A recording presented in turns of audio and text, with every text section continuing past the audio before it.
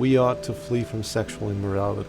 Now, I understand that we cannot just like flee from our minds, because we cannot just put away our brains so that we can run from the temptations that happen in our mind. So let's see what Christ says through Paul in 1 Corinthians chapter 6 verse 18. He says, flee from sexual immorality. And therefore that literally means to run away from all the temptations and anything that could cause you to fall into sexual immorality.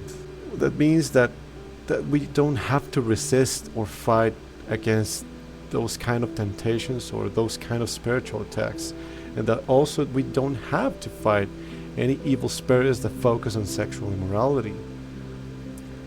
Also, something that I want to keep in mind, that sexual immorality, the Bible is not very direct on what sexual immorality is, so that means that sexual immorality is every sexual act outside marriage. Now that we have that in clear, that since we don't have to fight those kind of attacks or temptations, what we gotta do is come before the blessed presence of the Lord to ask and seek His deliverance. Now, the context of fleeing we saw before is that we must flee but to the feet of Christ and seek His deliverance.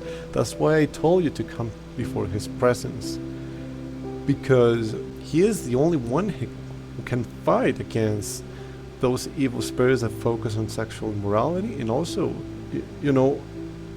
put away those thoughts that provoke us sexual immorality temptations. And also keep in mind that since this is a very powerful sin and that the evil spirits that focus on sexual immorality are very powerful, that means that sometimes it requires some discipline to get up, I don't know, late night, because you're probably in spiritual warfare that focuses on sexual immorality, and to bend your knees before the Lord to seek His deliverance.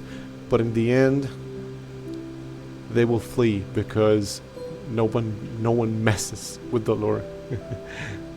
Keep in mind, we have to bear this until the end, because God's promises are still standing. And for instance, one of them is, to the one who is victorious, I will give them the right to sit with me on my throne, just as I was victorious and sat down with my Father on His throne.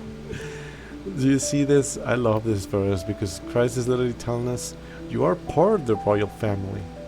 So come sit with me.